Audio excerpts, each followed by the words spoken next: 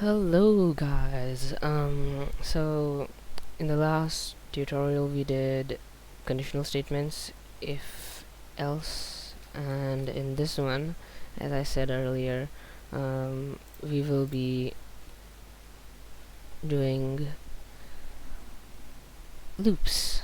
So basically loops are conditional statements, but they keep looping. So we have a condition, and then we have a conditional code, for example. So first the program will check for the condition, if the condition is true or not, and then it will run the conditional code, and then it just goes on with the program, right? But basically in loops it's a bit different. So in loops the condition is checked if it is true or not, then the conditional code is checked, and then it checks the condition again. So it keeps on going unless the condition becomes false. The loop keeps running up. So basically what we can do is make a loop now, and let's give an example. For example, we have a while loop first. So we have a number variable which is equal to n. Okay, so we have a while loop. So while number is exactly equal to n, for example, and let's just print number, and then we can go. Actually, this is a bit boring, really.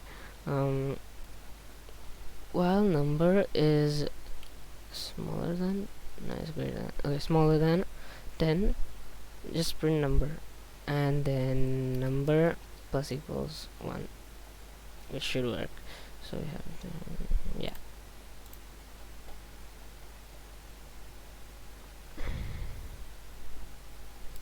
And let's make it 5. Okay, that should work. I'm like, why isn't it running? See? Okay, so now it first printed 5 because it was the first before it was changed.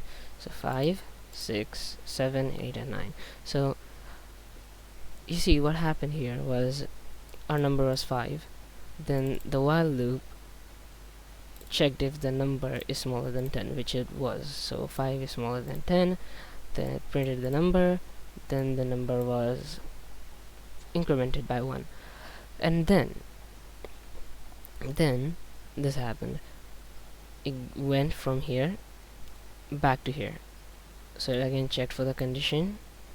If it's smaller than 10, then it printed the number and incremented it again, and then it went to 9, and after 9 the number became 10, basically. If you want to see, you just print number, and when we run this code, you see we'll get a 10 in the end because we printed it here. So when it runs for the 9, it is incremented by 1, and it is no longer smaller than 10, which shows why it happened. We can just go equals to here, and then we will get 11 instead. See? So this is how the while loop works. That is all there is in the while loop. We have other loops, for example the for loop, which can be used in strings. So if I say strings, I mean that I'll be deleting all of this. Okay, just do this. Okay.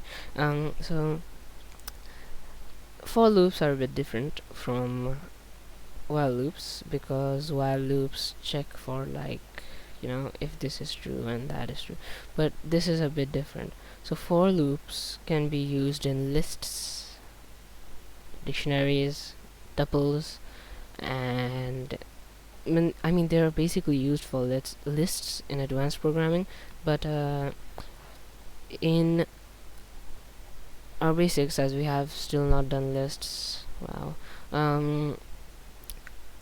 we will be using strings here. It works same for both of them. So if we have a string here, actually we don't even need a string. Okay, so for, this is the syntax for, let's just make, you can define variables here, but it's basically letters in, and then we just go Python, for example, for letters in Python. So this just made a variable. Okay, for letters in Python, print letters. So this is a small loop, basically. Run this, we get Python. Okay, this is literally a 2-line code, but this is actually a genuine example of the for loop.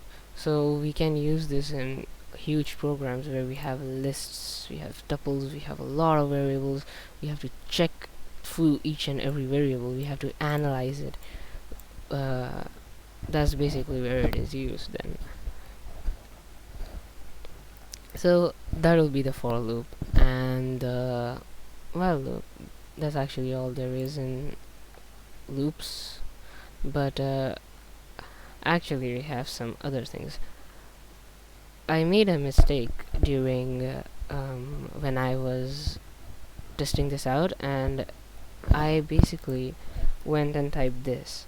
So while I was doing the while loop, this is a second session basically. So I did no wait, number is equal to 10, and then we have, and then I did while number is smaller. No, I did while number, wait, so yeah, I did while number is smaller, no, is equal to 10. If you do that, I mean, I didn't do this, I did something else, I don't remember quite well. I was testing this out, what am I doing? Okay, so while number is equal to 10, and I just did this print,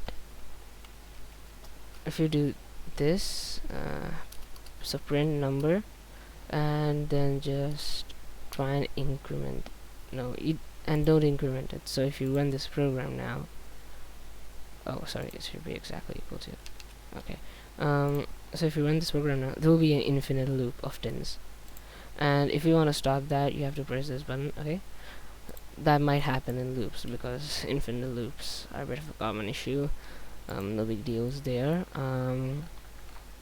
So that should be all for our loops, but there's actually some other things. So basically we do have loops here, but there is something else in loops as well.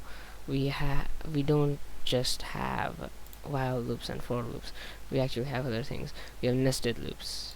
So if you have a while loop and then you have a for loop, then that is basically nested loops. As I said, I've already discussed nested loops, I think, nested statements or something. And then there's some statements, control statements.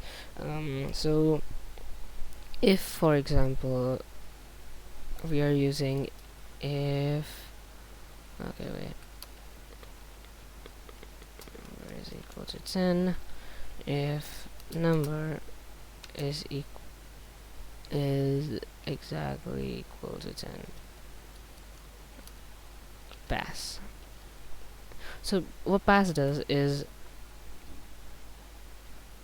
pass is basically a variable that is used when you are making, for example, a huge program and you don't know what to do here. You haven't done the extras. For example, there's something else left to do, and you want to define it so that you remember what to do, but you don't want to make it already. So you can just use the pass statement. So it'll pass it, just passes it. See, if I run it now, it just passes everything. It's like this doesn't exist. This basically doesn't exist. Then we also have another one called break. So while number is, for example, smaller than smaller than equal to 10, and we change this. Oh frick. Where is it? What am I doing? Okay, 5, for example. The number is smaller than equal to 10.